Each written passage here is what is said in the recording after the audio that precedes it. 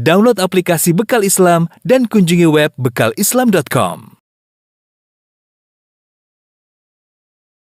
La ilaha illallah wahdahu la syarika lahu ta'ziman li sya'ni wa asyhadu anna Muhammadan abduhu wa rasuluhu ila ridwani. Allahumma shalli alaihi wa ala alihi wa ashabihi wa ikhwani.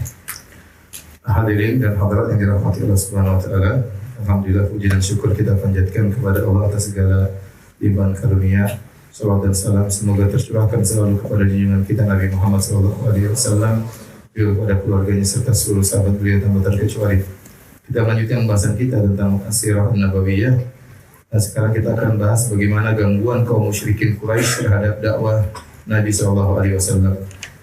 Secara umum, kaum Quraisy tidak hanya menolak dakwah Nabi SAW, namun mereka juga mencoba melakukan perlawanan. Ada dua metode yang mereka tempuh, yaitu pertama metode gangguan secara fisik, secara jasad, dan yang kedua metode gangguan secara psikologi atau mental.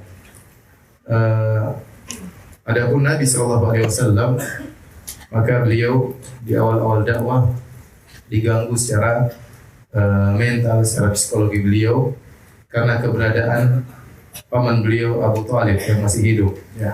Nanti Abu Thalib meninggal dunia, baru kemudian Nabi SAW diganggu secara fisik.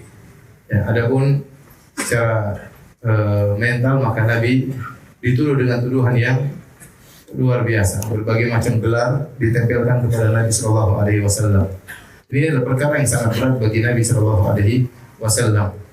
Di antaranya Nabi SAW diberi gelar dengan Majnun, orang gila. Kata Allah Subhanahu wa taala, "Lamma sami'u dzikra wa yaquluna innahu lamajnun." Tatkala mereka mendengar Al-Qur'an, sungguh mereka berkata, "Innahu lamajnun." Muhammad itu sungguh-sungguh benar-benar gila. Mereka tidak hanya mengatakan majnun begitu saja, gila, tapi mereka mengatakan innahu lamajnun. Seakan-akan mereka berkata, "Demi Allah, sungguh-sungguh Muhammad itu adalah benar-benar gila." Selain itu mereka juga menuduh Nabi SAW dengan pendongeng. Mereka mengatakan apa yang dibacakan oleh Muhammad dalam Al-Quran itu hanyalah dongeng-dongeng orang-orang terdahulu, bukan dari Allah Subhanahu wa taala. Mereka berkata, wa qalu asatirul awwalina katabaha fahiya tumla alaihi bukratan wa asila. Mereka berkata itu hanyalah dongeng-dongeng orang-orang terdahulu yang dicatat oleh Muhammad, didiktekan kepadanya pagi dan petang. Disusun oleh Muhammad, ada yang mendiktekan kepada Muhammad. Oleh karena mereka menuduh tentang kisah-kisah Nabi itu hanyalah dongeng-dongeng diambil oleh Nabi dari orang-orang terdahulu. Mereka tidak mengakui Al-Quran adalah firman Allah Subhanahu wa taala. Mereka juga berkata bahwasanya Muhammad adalah penyihir. Wa qala al-kafiruna hadza sahirun kadzdzab.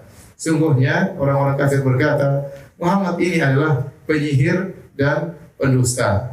Di antara perkataan mereka bahwasanya sihir itu fungsinya adalah untuk memutuskan dua orang yang saling mencintai. Sungguh Muhammad telah menyihir orang-orang Quraisy sehingga di antara mereka ada yang terpisah antara ayah dan anaknya, antara kakak dan adiknya, antara suami dan istrinya. Jadi Muhammad benar-benar penyihir. Padahal terpisahkan gara-gara yang satunya masuk Islam, yang satunya bertahan dalam kesyirikan. Jadi mereka menuduh Muhammad adalah penyihir.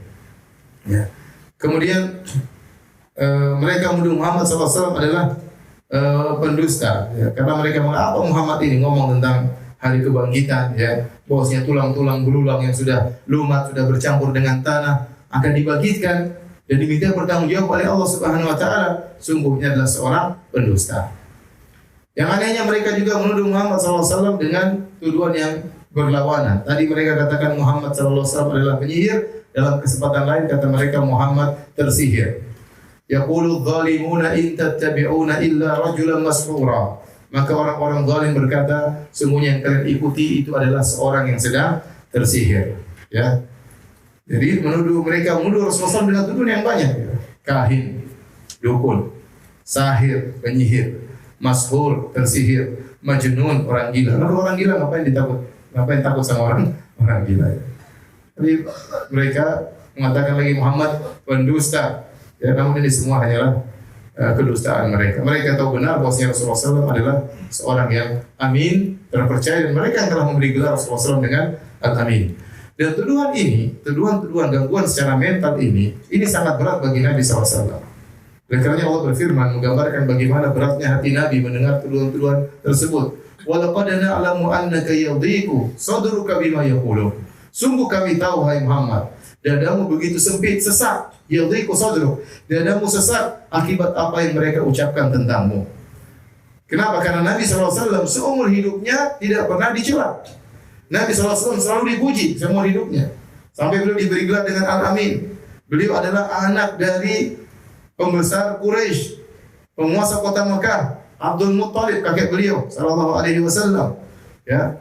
Dan beliau memiliki nasab yang tinggi. Seandainya yang diganggu, dijuluki penyihir, orang gila adalah anak jalanan, mungkin itu biasa. Tetapi ini orang yang nasabnya mulia, yang akhlaknya mulia, kemudian dituduh dengan tuduhan yang seperti itu, ya. Luar biasa, ya.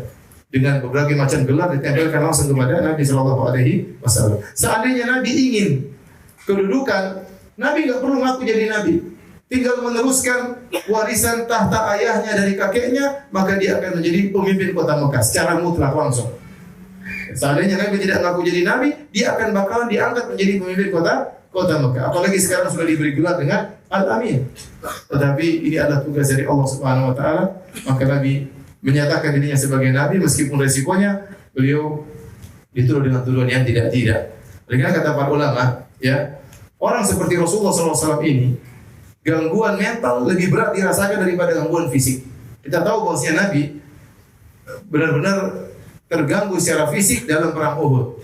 Dalam perang Uhud, Nabi SAW terluka, gigi beliau patah, wajah beliau berdarah, berlumuran darah, ya. Saya beliau kesakitan, ya. Tetapi ada yang lebih berat bagi Nabi daripada yang beliau alami tatkala di perang Uhud. Makanya Aisyah pernah bertanya, hal ata alaika yaumun kana ashadda min yaumi Uhud? Wahai Rasulullah, wahai suamiku, apakah pernah ada peristiwa yang lebih berat bagimu daripada peristiwa perang Uhud? Kata Nabi, ada.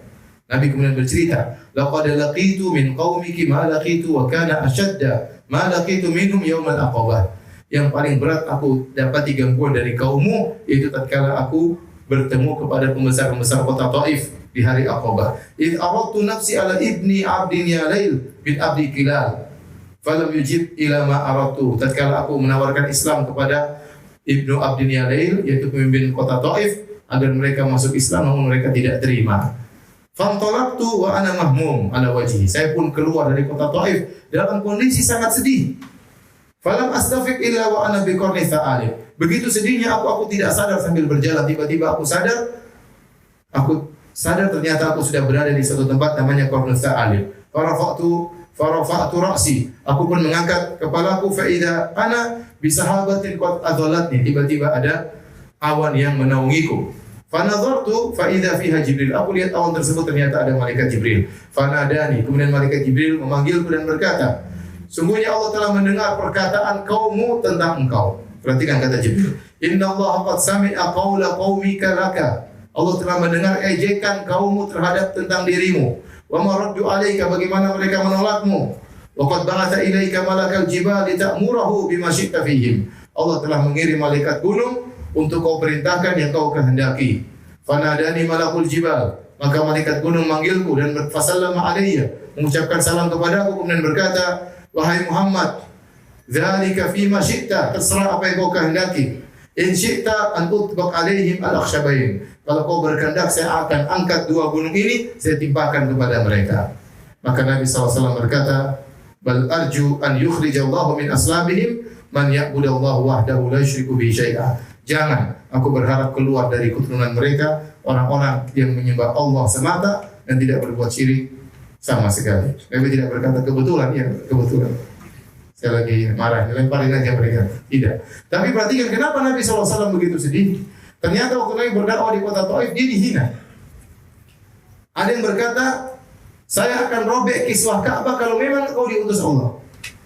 Kalau kau ini Nabi, saya akan robek kiswah Ka'bah. Yang satu berkata, ama wajadallahu ahadan yursiluhu ghairak. Apa tidak ada orang lain yang jadi Nabi? Kok kamu yang jadi Nabi? Ini perkataan sangat menghina Nabi SAW. Ya. Ini yang buat Nabi sangat sedih. Jadi kata para ulama, Rasulullah SAW mending beliau diganggu fisik daripada diganggu psikologi beliau, dituduh dengan tuduhan tidak-tidak. Oleh karena benarlah perkataan seorang penyair, jarahatus sinani lahal ti'amu wa la yaltamu ma jarahal lisanu.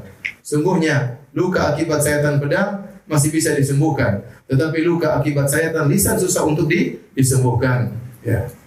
Orang kalau sudah dihina, dijatuhkan, dendamnya luar biasa. Dipukul, disakiti, dia mungkin masih sembuh tinggal berapa, tapi kalau dihina, dijatuhkan harga dirinya, dia benar-benar merasa sakit, dan itu yang dialami oleh Nabi SAW. Dan Allah mengatakan, walau pada na'lamu annaka yadhiqu sadruka bima yaqulun. Sungguh kami tahu dadamu sempit wahai Rasulullah akibat tuduhan yang mereka lakukan. Tapi kata Allah, ya, fasabbih bihamdi rabbik, ya, wa kum minas sajidin. Kata Allah Subhanahu wa taala, maka bertasbihlah kepada Rabbmu dan sujudlah. Sudah cuekin mereka ibadah kepada Allah Subhanahu wa taala. Baik, di antara ejekan-ejekan yang dilancarkan kepada Nabi SAW, ini semua gangguan mental ya. Apa yang diriwayatkan dari Abu Jahal ya, dia pernah berkata kepada kaumnya, kata dia, ya ma'syara Quraisy, wahai orang Quraisy sekalian.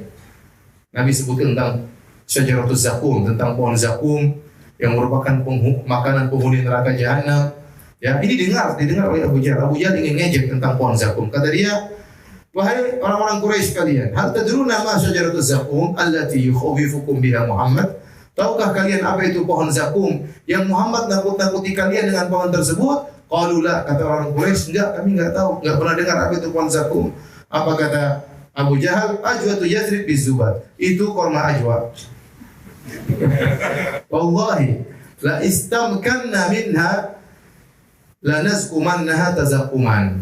Kata Abu Jahal, dia bersumpah demi Allah. Bayangkan dia bersumpah demi apa? Demi Allah. Abu Jahal kenal Allah, makanya dia sering bersumpah dengan demi Allah. Demi Allah, kalau kita dapati pohon zakum, kita akan makan sebanyak-banyaknya. Nanti doanya dikabulkan oleh Allah Subhanahu wa taala.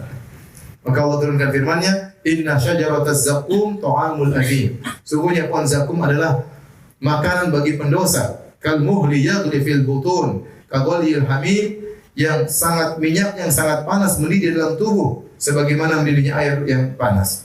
Maka dalam sebagian riwayat kata Nabi sallallahu alaihi wasallam, "Lau anna qatratan minaz zakum qatarat ala ahli al-ard la afsadat alaihim ma'aishahum."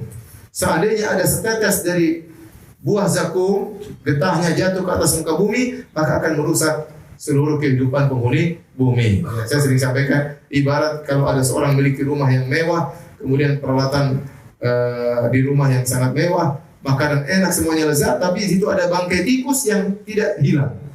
Sehingga dia hidup susah, tidur susah, makan nggak enak, semuanya nggak enak, ada bau yang tidak enak. Nah, kalau ada setetes dari getah zakum turun ke atas muka bumi, seluruh penduduk bumi akan rusak kehidupan mereka. Bagaimana lagi? Fa kaifa man laisa lahum ta'amun illa zakum? Bagaimana orang yang makanannya cuma pohon zakum? Demikian juga Abu Lahab, pamannya Nabi, dan istrinya Ummu Jamil, tantenya Nabi, juga tidak kalah dalam mengganggu Nabi sallallahu alaihi wasallam. Dalam satu hadis dari Jundub bin Sufyan radhiyallahu anhu, beliau berkata, "Ishtaka Rasulullah sallallahu alaihi wasallam falam yakum lailataini aw thalathan." Suatu hari Rasulullah SAW sakit. Rasulullah SAW tidak sholat malam 2 hari atau 3 hari. Fajat imra'atun, maka datanglah seorang wanita, itu dari Quraisy, itu istrinya Abu Lahab. Faqalat ya Muhammad, dia berkata, ya Muhammad, inilah arju an yakuna syaitanuka qad tarakat. Wahai Muhammad, saya berharap setanmu sudah meninggalkan engkau. Allah tidak datang kepadamu, atau Jibrilmu tidak datang kepadamu. Dia menamakan setan. Dinamakan setan, yang kasih wahyu dinamakan setan.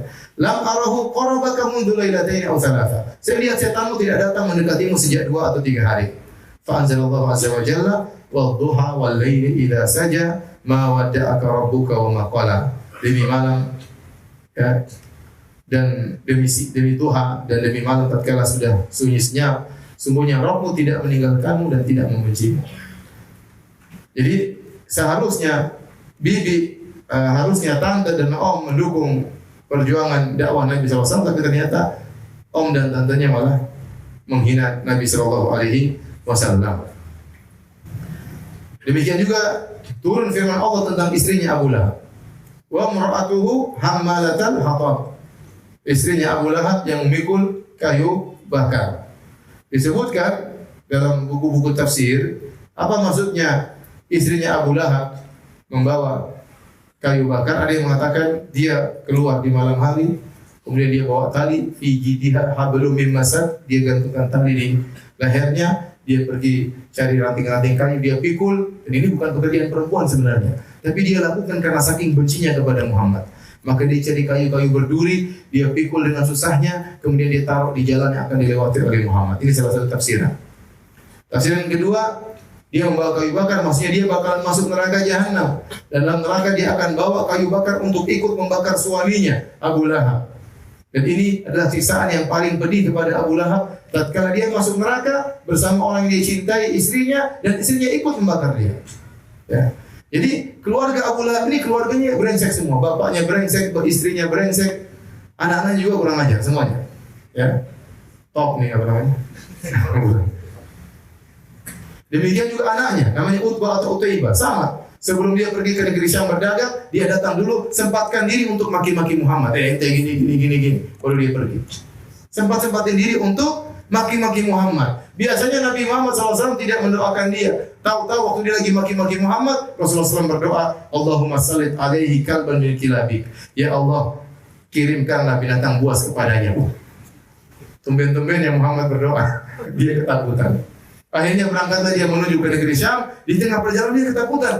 Kata temannya, ada apa? Ini kenapa? Ya, saya takut dengan doanya Muhammad. Jangan khawatir, tidak akan ada binatang buas mendatangimu, kami akan menjagamu. Akhirnya mereka menginap satu tempat atau singgah satu tempat. Kemudian teman-temannya kemudian menaungi dia, mengepung dia. Jangan sampai ada hewan yang datang. Tiba-tiba datang singa, kemudian menerjang, ngambil dia, gigit dia, kemudian dibawa pergi. Jadi bapaknya Abu Lahab caci maki Nabi, ibunya, istrinya Abu Lahab juga mencaci maki Nabi, anaknya juga mencaci maki Nabi SAW. Ini di antara cercaan mereka kepada Rasulullah SAW. Demikian juga Abu Jahal pernah sesumbar sambil menantang. Ia berkata, wahai Muhammad, kalau agamamu itu benar dari Allah, turunkanlah hujan batu. Yang benar turunkan hujan batu, kita siap dihujani dengan batu. Maka Allah turunkan firman-Nya, wa idh qalu Allahumma in kana hadha huwal haqqu min 'indik fa'amtir 'alaina hijaratan minas sama'. Mereka berdoa, ya Allah.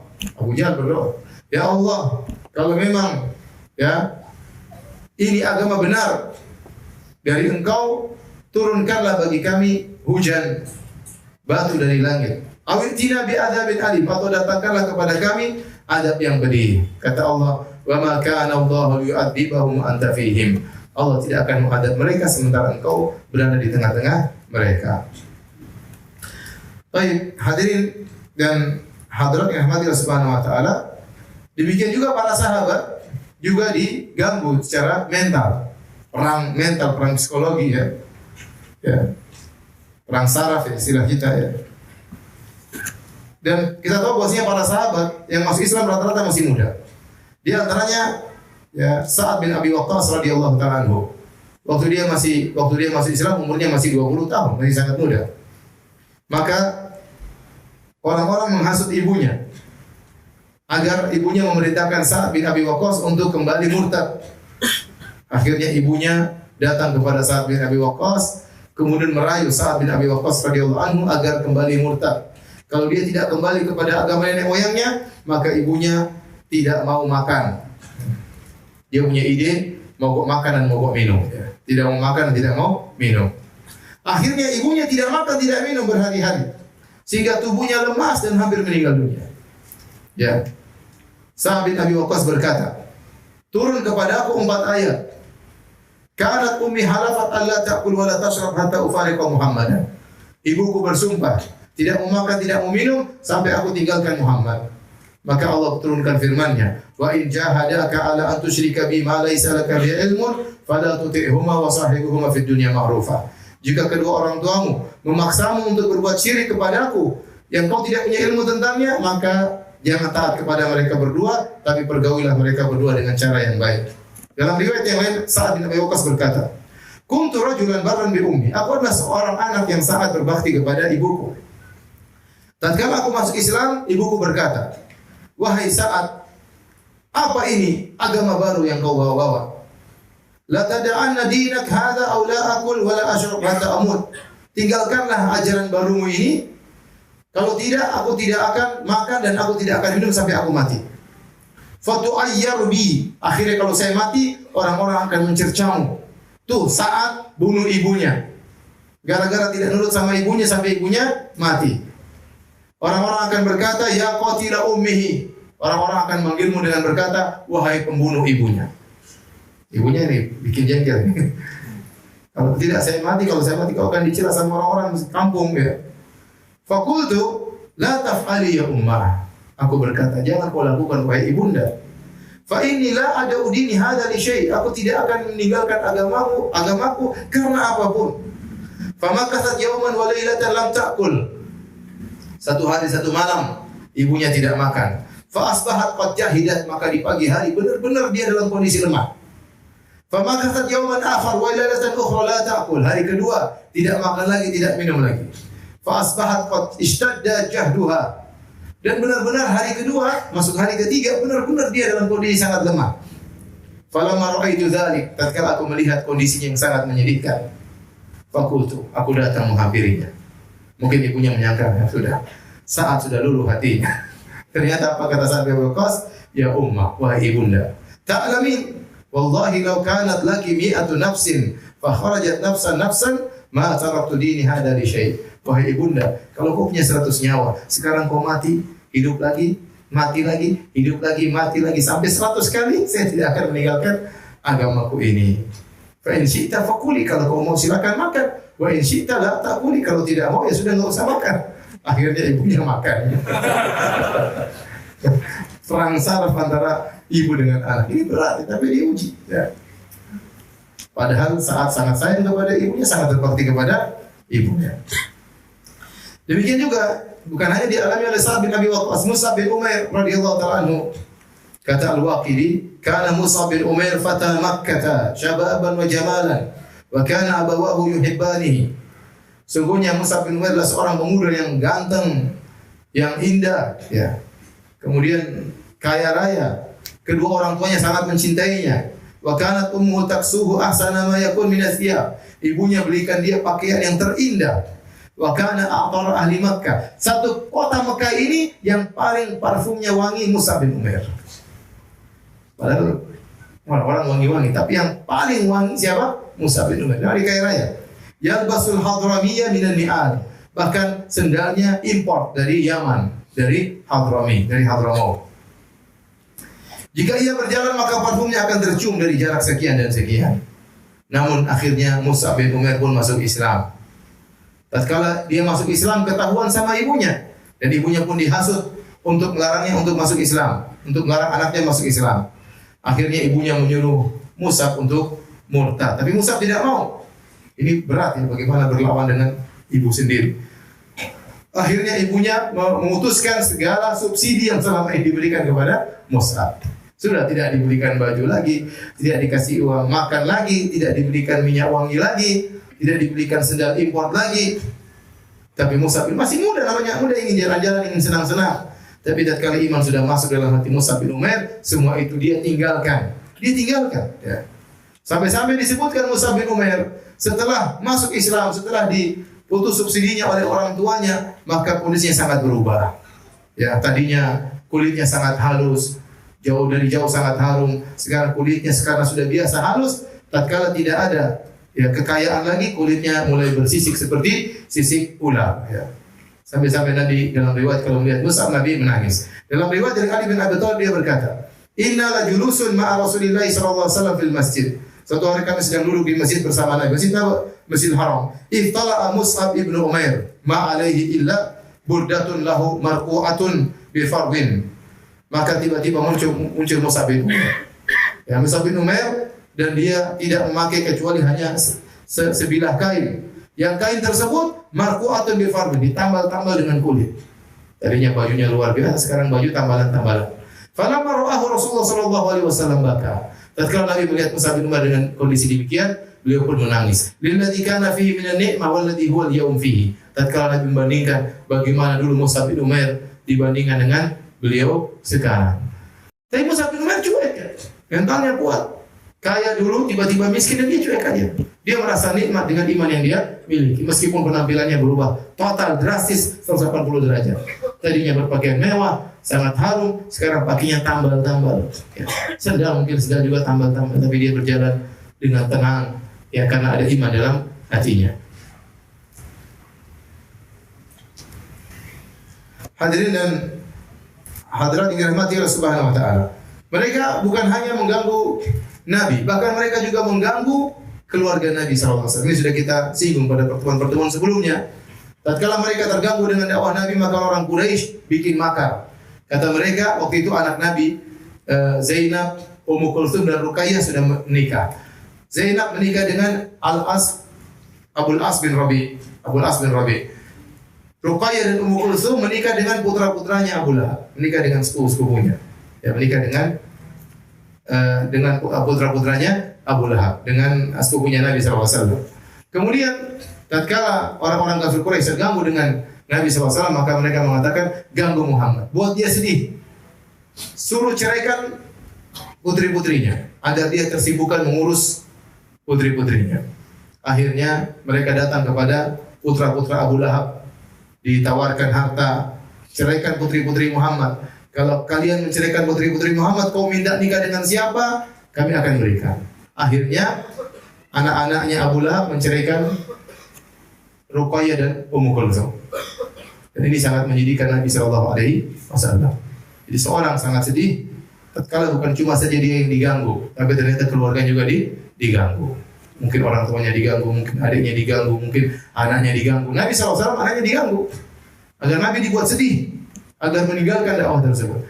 Khadijah juga diminta, Abul As diminta untuk menceraikan Zainab, tetapi Abul As tidak menceraikan Zainab. Ya, dia tetap bertahan dengan Zainab radhiyallahu taala anha.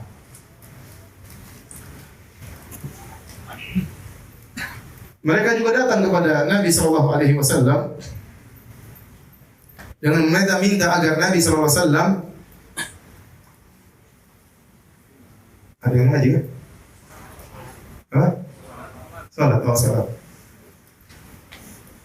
Mereka juga datang kepada Nabi SAW, kemudian mereka minta mukjizat yang lain. Kata mereka, mengejek Nabi SAW. Qalu lan nu'mina laka hatta tafjura lana minal ardi yanbu'a. Wahai Muhammad, ini kota Mekah, ini kota kering. Kami tidak akan beriman dengan engkau sampai kau keluarkan mata air di kota Mekah. Ya. Dalam riwayat kata mereka, ini gunung ini Muhammad, jadikan emas. Kami akan beriman dengan engkau. Suruh rubah jadi emas. Au takuna laka jannatun min nakhilin wa 'inabin fatufajjirul anhara khilalaha tafjira. Kalau kau seorang nabi, coba harusnya kau punya kebun-kebun yang indah, di tengah-tengahnya, di sela-selanya mengalir sungai-sungai yang indah. Kau enggak punya apa Muhammad. Bagaimana kau jadi nabi? Autus kita sama agama za'amta alaina kisafa. Atau langit ini kau jatuhkan suruh timpakan kami. Au ta'tiya billahi wal malaikati qabila. Kalau kau memang nabi, suruh Allah dan malaikat datang hadapan dengan kami. Dan kami diskusi sama malaikat. Au yakuna laka baitun min zukhrufin aw tarqa fis sama. Atau kau punya rumah yang mewah, rumahmu biasa-biasa saja. Masa Nabi punya rumah seperti ini? Aw tarqa fis sama wa lan nu'mina liruqiyika hatta tunazzila alaina kitaban naqra. Atau kami ingin lihat kau naik di atas langit, sampai di langit kau bawa turun Alkitab, kemudian kau bacakan kepada kami. Apa kata Nabi? Qul subhana rabbi hal kuntu illa basyaran rasula. Maha suci Tuhanku, aku ini hanyalah seorang manusia, seorang rasul, tapi aku hanya manusia biasa. Bagaimana mau menciptakan ini, menciptakan anu naik ke langit? Ya. Jadi mereka mengejek. Dan Allah berfirman, walau fatahna alaihim baban minas sama'i la dhallu fihi ya'rujun la qalu inna masukirat absaruna bal nahnu qaumun mas'urun. Kata Allah, seandainya kami bukakan bagi mereka pintu langit, lantas mereka naik ke langit, mereka tidak bakalan beriman, kata Allah. Mereka bakalan berkata, sungguhnya mata kita telah disihir. Dan demikian orang-orang musyrikin. Lihat, Fir'aun waktu nantang Musa. Musa sudah mengalahkan semua orang. Fir'aun hanya mengatakan, sahirun, ini seorang penyihir yang pandai. Demikian juga waktu kaum Nabi Saleh. Mereka mengatakan, wahai Saleh, kalau kau seorang Nabi, tolong keluarkan dari batu itu, keluarkan onta, ciri-cirinya begini, sudah mengandung 9 bulan atau berapa bulan ya. kemudian tinggi, warnanya begini-begini, keluarkan dari batu itu. Kata Nabi SAW, kalau keluar gimana? Kita akan beriman. Nabi SAW berdoa kepada Allah, tiba-tiba batu keluar onta. Mereka minta yang mustahil maksudnya. Kalau onta keluar dari laut, ya mungkin, masih mungkin. Onta keluar dari hutan masih mungkin. Keluar dari batu, sejak kapan ada kehidupan keluar dari batu? Jadi mereka memang sengaja. Tapi Nabi SAW berdoa, tiba-tiba keluar onta tersebut. Mereka tetap tidak beriman, kata mereka, Saleh penyihir. Repot. Baik, hadirin dan hadirat yang dirahmati Allah Subhanahu wa taala. Adapun gangguan fisik maka dialami juga oleh Nabi dan para sahabat. Tapi Nabi sebagaimana berkata Ibnu Katsir, Nabi tidaklah diganggu dengan gangguan fisik kecuali setelah pamannya Abu Thalib meninggal dunia. Dalam satu hadis, ya.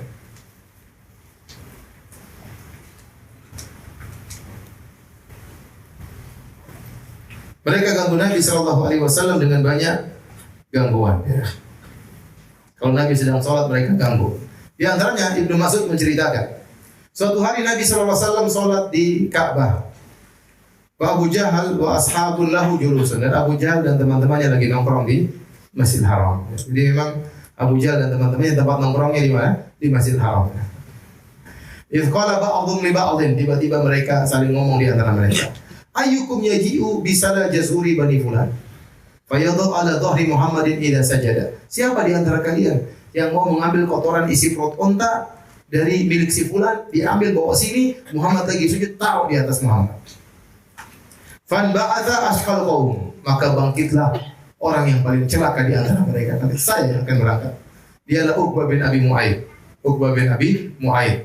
Ya. Faja'a bihi, maka dia pun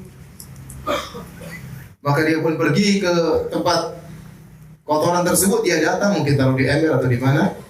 Fanadhara, maka mereka pun menunggu. Hatta sajada Nabi sedang sholat, dan mereka tahu Nabi sholat lama. Mereka nunggu. Waktu Nabi sedang sujud, maka dia pun datang. Wada'a ala dhahri baina katifai. Kemudian diletakkan itu kotoran semua di antara dua pundak Nabi, ditumpahkan ke pundak Nabi sallallahu alaihi wasallam. Wa ana anzuru la ughni syai'an. Kata Ibnu Mas'ud, aku hanya lihat, aku tidak bisa melakukan apa. Ibnu Mas'ud ini kabilahnya kecil, ya. Jadi dia tidak punya kabilah yang kuat, dia tidak bisa nolong Rasulullah SAW, apalagi badannya kurus. Dia lihat Nabi diganggu, namun dia cuma lihat saja, tidak bisa apa-apa. Wa Rasulullah SAW sajidun la yarfa'u ra'sahu, dan Nabi tetap tidak bergeming sujud, tidak mengangkat kepalanya. Hatta ja'at Fatimah, sampai ada yang kabarkan kepada Fatimah, wahai Fatimah, bapakmu diganggu oleh Abu Jahal dan teman-temannya. Maka Fatimah pun datang keluar dari rumahnya. Fatarahat an dhahrihi, kemudian dia bersihkan kotoran dari pundak bapaknya. Kemudian Fatimah masih kecil. Bagaimana sedihnya Nabi lihat putrinya, lihat bapaknya diganggu di hadapan umum, ya, dan bapaknya tidak bisa berbuat apa-apa. Sementara Fatimah yang masih kecil melihat kondisi demikian. Bagaimana mental gangguan pada Fatimah dan apa kesedihan yang dirasakan oleh Nabi sallallahu alaihi wasallam. Tsumma aqbalat alaihim tasjumuhum. Setelah dia bersihkan kotoran dari pundak bapaknya, Fatimah masih kecil, Fatimah kemudian menghadap Abu Jahal, dimaki-maki Abu Jahal. Wes mau berkelahi enggak bisa, perempuan kecil. Ya. Farafa Rasulullah SAW ra'sahu. Setelah dibersihkan oleh putrinya, bayangkan Nabi datang putrinya. Ini semua pemandangan yang menyedihkan. Dibersihkan oleh putrinya, kemudian Nabi angkat kepalanya. Setelah bersih, Nabi angkat kepalanya. Setelah Nabi angkat kepalanya, kemudian Nabi berdoa dengan doa yang didengar oleh mereka. Kata Nabi, Allahumma alaika bi Quraisy, ya Allah hancurkan Quraisy. Salah marah, 3 kali. Allahumma alaika bi Quraisy, ya Allah hancurkan Quraisy. Ya Allah hancurkan orang-orang Quraisy. Fasyaqa dzalika alaihim idda'a alaihim. Waktu Abu Jahal dan teman-temannya dengar Muhammad berdoa, mereka ketakutan. Waduh, Muhammad doa. Orang soleh berdoa depan Ka'bah lagi. Mereka mengagungkan Ka'bah. Ya, wa kanu yarawna anna da'wa fi dzalikal balad mustajabatun. Mereka tahu doa di tanah suci dikabulkan. Mereka tahu. Setelah itu bukan cuma sampai di situ Nabi berdoa. Tsumma samma. Kemudian Nabi menyebut nama satu persatu. Kata Nabi, Allahumma alaika bi Abi Jahal. Ya Allah binasakanlah Abu Jahal. Abu Jahal dengar. Wa alaika bi Utbah bin Rabi'ah. Ya Allah binasakan Utbah bin Rabi'ah. Wa Syaibah bin Rabi'ah. Binasakan Syaibah bin Rabi'ah. Binasakan Al-Walid bin Utbah, wa Umayyah bin Khalaf, wa Uqbah bin Abi Mu'ayyid. Sampai Rasulullah sebutkan 7 orang yang sedang di situ. Ya, disebutkan waktu mereka taruh kotoran di atas Nabi SAW, mereka tertawa terpingkal-pingkal sampai badan mereka goyang-goyang lihat Nabi tidak bergeming kotoran di atasnya. Ya, dan itu semua disadari oleh Nabi SAW. Makanya Nabi marah tatkala itu, apalagi putrinya Fatimah terganggu, maka Nabi mendoakan kecelakaan kepada mereka. Kata Ibnu Mas'ud, "Fawalladzi nafsi biyadihi laqad ra'aitu alladziina 'adda Rasulullah sallallahu alaihi wasallam sar'a fil qalibi Badar." Sungguh aku melihat 7 orang tersebut yang disebut oleh Nabi semuanya tewas dalam perang Badar.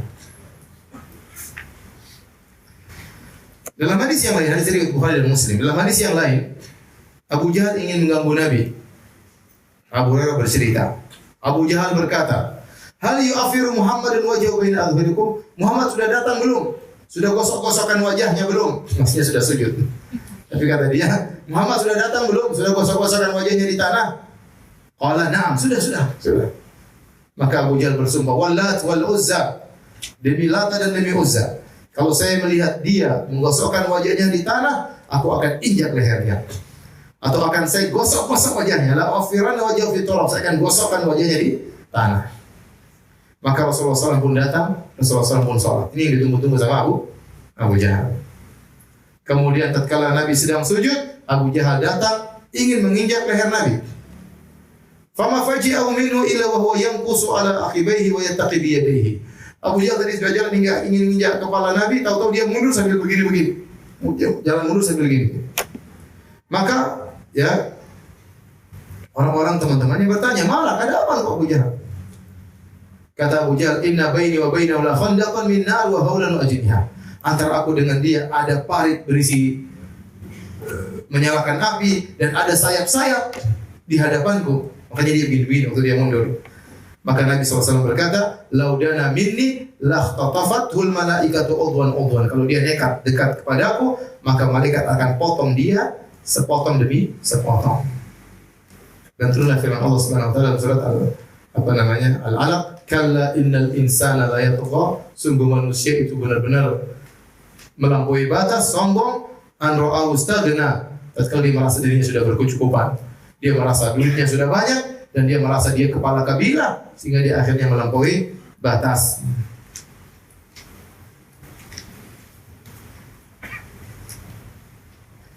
Dalam hadis yang lain, Imam Al-Bukhari juga meriwayatkan dari Urwah bin Zubair, dia berkata, "Aku bertanya kepada Abdullah bin Amr bin As, an asyaddi ma sana'a al-musyrikuna bi Rasulillah." Tentang perkara yang paling parah yang dilakukan oleh kaum musyrikin kepada Nabi sallallahu alaihi wasallam.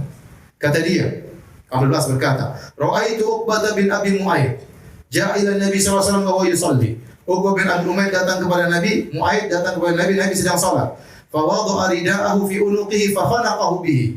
Nabi sedang salat berdiri, tahu-tahu Uqbah bin Abi Mu'ayyid datang, dia ambil kain, dia ikatkan di leher Nabi, kemudian dia cekik Nabi sallallahu alaihi wasallam. Faja'a Abu Bakrin hatta dafa'a anhu. Datang Abu Bakar kemudian mendorong Uqbah bin Abi Mu'ayyid. Abu Bakar membaca firman Allah, "Ataqtuluna rajulan ay yaqula rabbi Allah wa qad ja'akum bil bayyinati min rabbikum."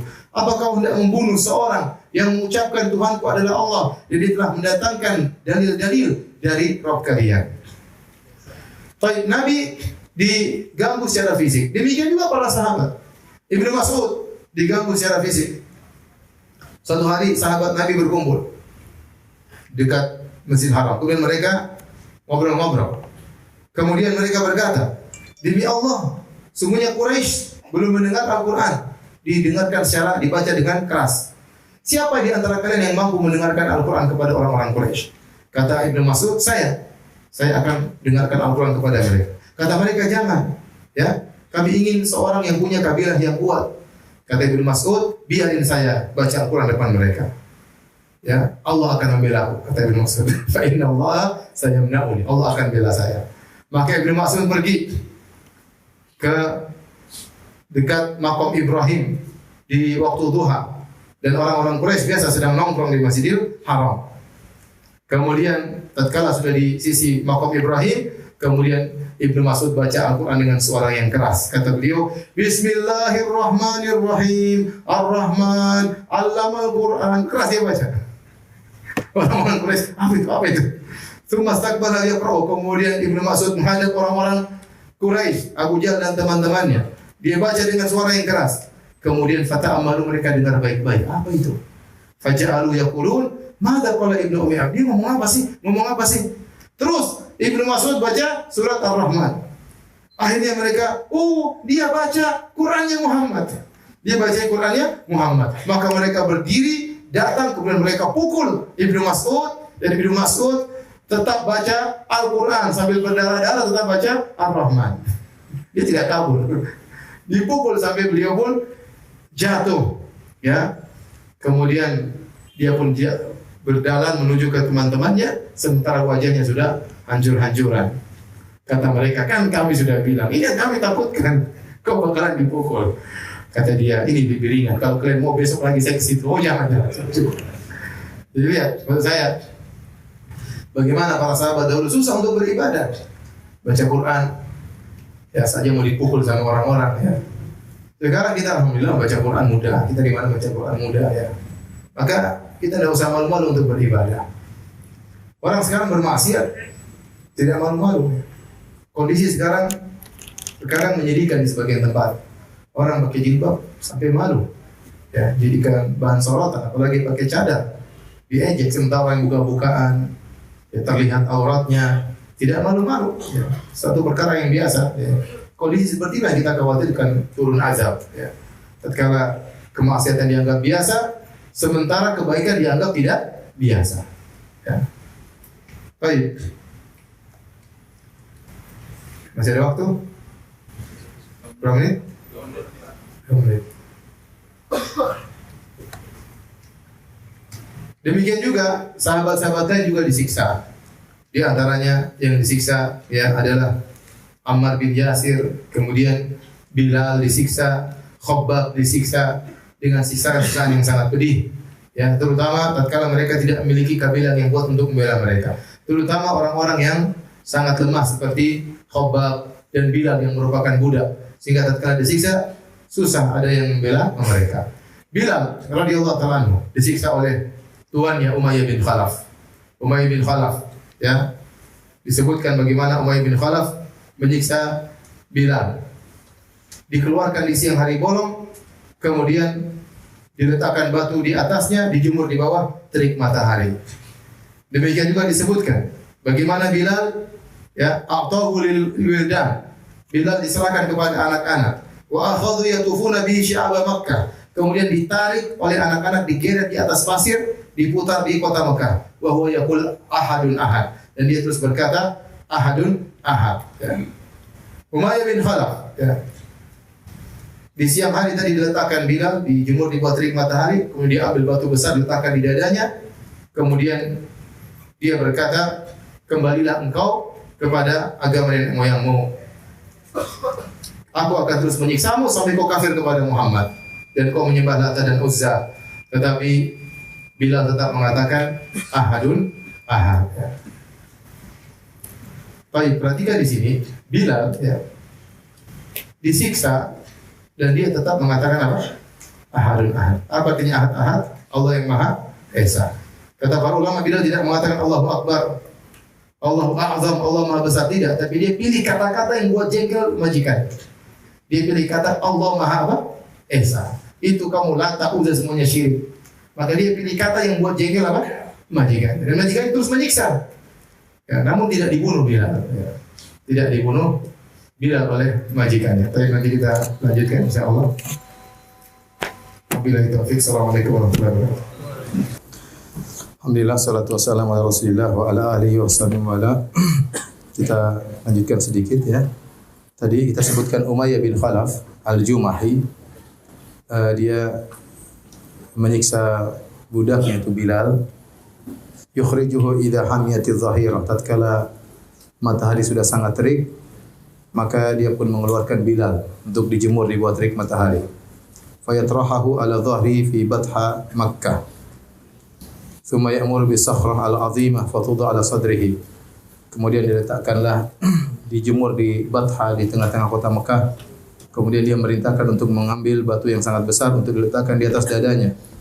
Kemudian dia berkata, "La wallahi la tazalu hakada hatta tamut atau takfur bi Muhammad." Demi Allah wahai Bilal, kau akan terus demikian disiksa sampai kau mati atau kau kafir kepada Muhammad. Wa ta'budal Lata wal Uzza, sampai kau menyembah Lata dan Uzza. Fa yaqulu wa huwa fi dhalikal bala. Bilal tatkala dalam kondisi sulit demikian, dia tetap berkata ahadun ahad. Allah Maha Esa, Allah Maha Esa. Sampai akhirnya disebut dalam sebagian riwayat Nabi berkata kepada Abu Bakar, Nabi sudah tidak punya uang untuk membebaskan Bilal. Ya Abu Bakar, inna Bilalan yu'adzibu fillah. Wahai Abu Bakar, sungguhnya Bilal sedang disiksa, dan dia disiksa karena dia membela Allah Subhanahu wa taala. Maka Abu Bakar faham, dan Nabi ingin Abu Bakar menolong Bilal. Hatta marra bihi Abu Bakar As-Siddiq, sampai akhirnya Abu Bakar As-Siddiq sedang melewati Bilal sementara Bilal sedang disiksa. Dan kebetulan rumah Abu Bakar dekat dengan kompleksnya Umayyah bin Khalaf dari kabilah Jumah. Ya, maka Abu Bakar berkata kepada Umayyah bin Khalaf, majikannya Bilal, "Ala tattaqillaha fi hadzal miskin?" Tidakkah kau takut kepada Allah? Kau siksa orang miskin ini. Hatta mata, sampai kapan kau siksa dia? Qala anta alladhi afsadtahu fa anqidhu mimma tara. Kau yang telah merusaknya, wahai Abu Bakar. Kau telah merusak budakku. Kalau memang kau ingin, ya selamatkan dia. Kata Abu Bakar, afal, saya akan selamatkan dia. Indi gulamun aswad ajlad minhu aqwa. Saya punya budak yang hitam dan lebih kuat daripada Bilal. Ala dinik, dan dia berada di atas agama engkau, sama-sama musyrik seperti kau.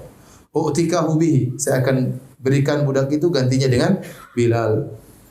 Qad qabiltu, maka Umayyah bin Khalaf berkata, saya terima. Huwa laka, ambillah Bilal. Maka ini Abu Bakar mengambil Bilal dan bebaskan Bilal dari Umayyah bin Khalaf. Sebagian orang berkata, kenapa Bilal tidak dibunuh saja oleh Umayyah bin Khalaf? Tiap hari disiksa, dikeluarkan di bawah terik matahari. Ya. Sebagian orang mengatakan mereka sedang perang. Perang apa? Perang mental, perang saraf. Ya. Umayyah bin Khalaf ingin Bilal kalah dengan dia. Kalau dia bunuh Bilal, selesai, berarti dipaksa untuk kalah. Maka dia terus siksa sampai Bilal akhirnya tunduk kepada Umayyah bin Khalaf. Ya, namun ternyata Bilal tidak tunduk-tunduk. Makanya Umayyah bin Khalaf senang begitu Abu Bakar memilih Bilal. Maka Bilal pun akan lepas dari dia dan tidak terlihat di hadapan masyarakat dia kalah dalam pertempuran apa?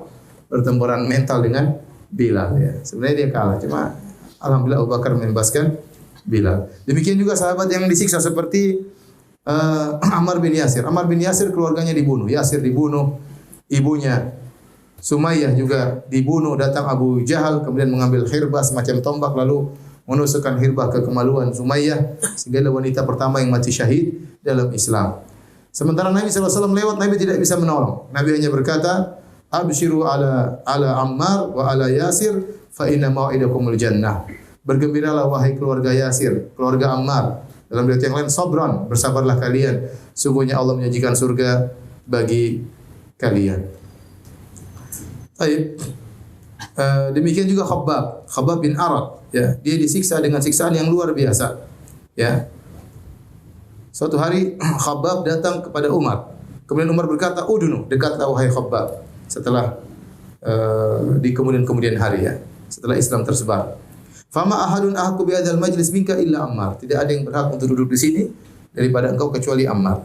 Faja'ala Khabbabun yurihi atharan bi dhahri mimma adzabul musyrikun. Maka Khabbab menunjukkan kepada Umar bagaimana bekas luka yang ada di pundaknya karena siksaan orang-orang musyrikin. Disebutkan ya Khabbab bersabar. Kemudian dia disiksa oleh orang kafir dan dia tidak nurut kepada orang-orang kafir. Faja'alu yulziquna dhahrahu birrasf hatta dhahaba lahmu matnihi. Maka mereka siksa Khabbab gimana? Batu dibakar, sudah ditempelkan di pundaknya Khabbab sampai dagingnya lepas. Itu cara mereka menyiksa Khabbab. Semuanya itu mereka lakukan hanya karena mereka Islam. Kata Allah, "Ma naqamu minhum illa an yu'minu billahil azizil hamid." Tidaklah mereka disiksa kecuali cuma satu, bukan gara-gara apa-apa. Tapi cuma gara-gara mereka beriman kepada Allah Subhanahu wa taala. Dan demikian yang terjadi di banyak negeri. Kita lihat orang-orang Islam disiksa, tidak ada salah mereka. Mereka dibunuh, mereka dibantai. Hanya karena apa? Hanya karena mereka menyembah Allah, hanya karena mereka mentauhidkan Allah Subhanahu wa taala. Tapi demikian saja para hadirin dan hadirat yang Allah Subhanahu wa taala, kajian kita. Insyaallah kita lanjutkan pada kesempatan yang lain. Kalau ada yang bertanya, kami persilakan.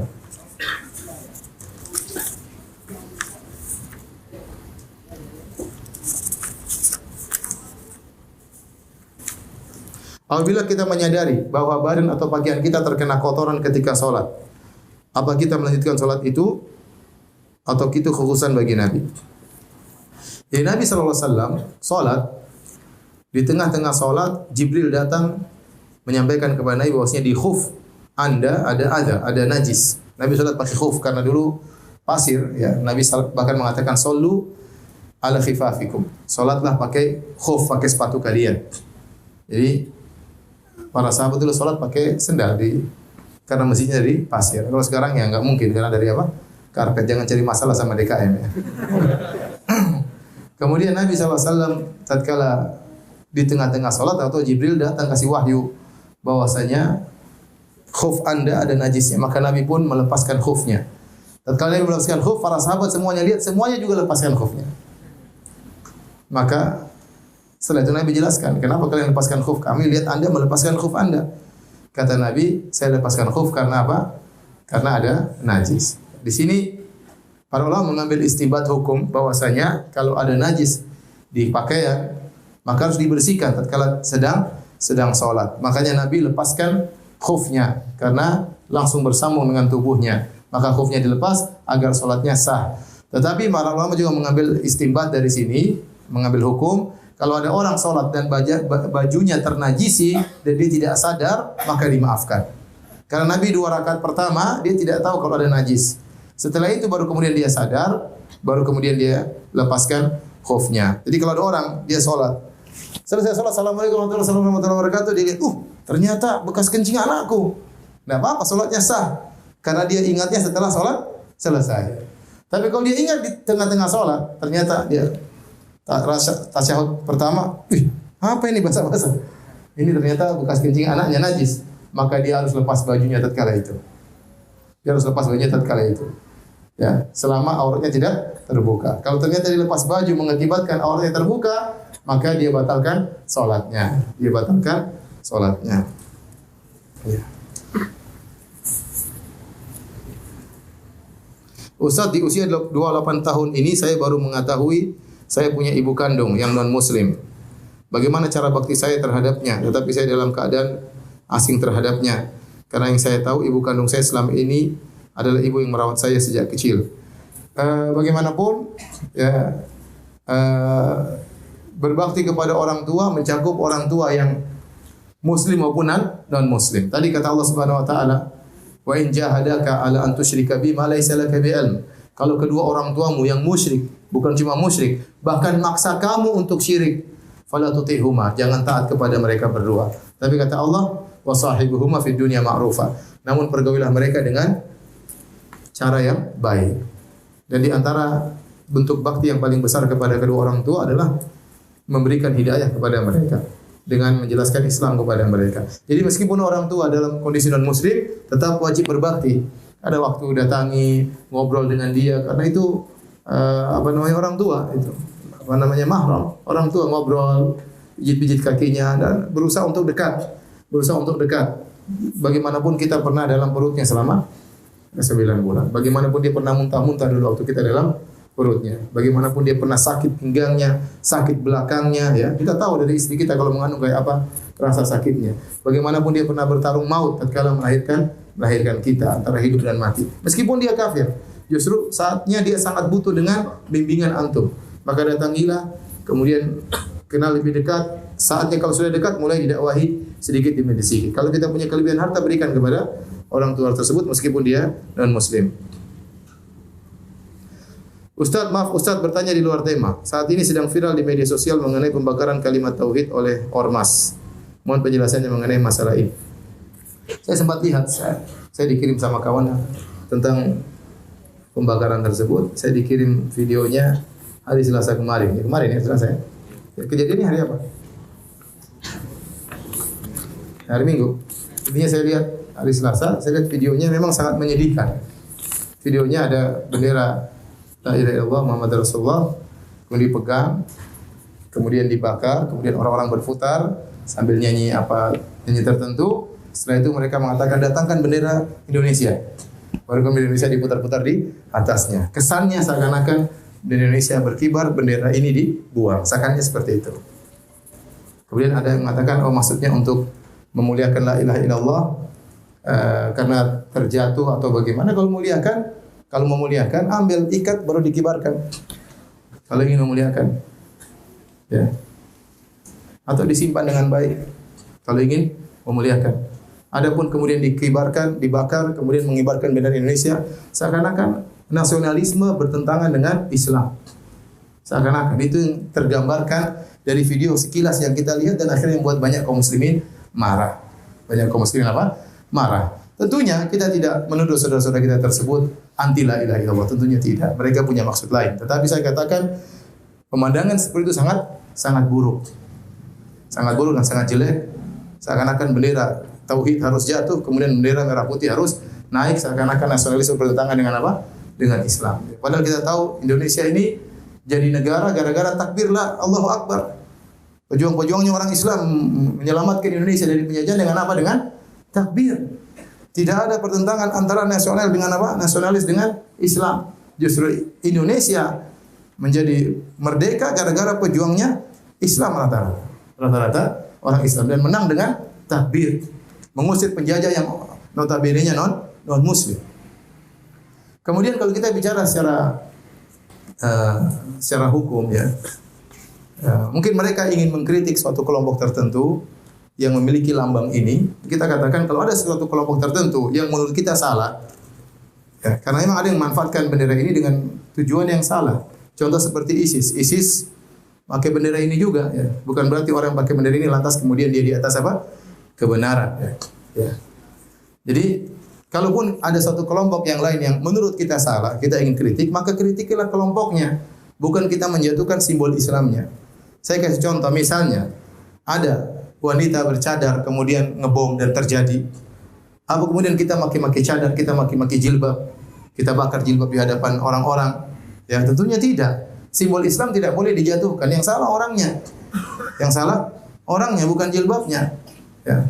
Kalau ada orang misalnya ternyata melakukan terorisme, mengebom sana sini, ternyata dia suka ke masjid. Jangan kemudian menghina orang yang suka ke masjid, karena ke masjid itu simbol dari Islam. Bagaimanapun tidak boleh bendera itu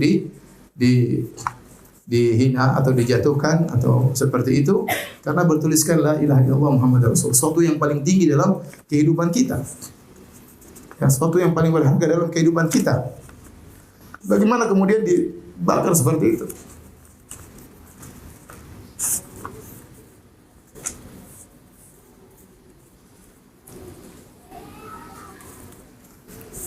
Ya, semoga Allah beri hidayah kepada mereka. Baik, demikian saja kajian kita. Kita lanjutkan insyaallah pada kesempatan yang lain. Subhanakallah bihamdik asyhadu an la ilaha illa anta astaghfiruka wa atubu ilaik. Assalamualaikum warahmatullahi wabarakatuh. Waalaikumsalam.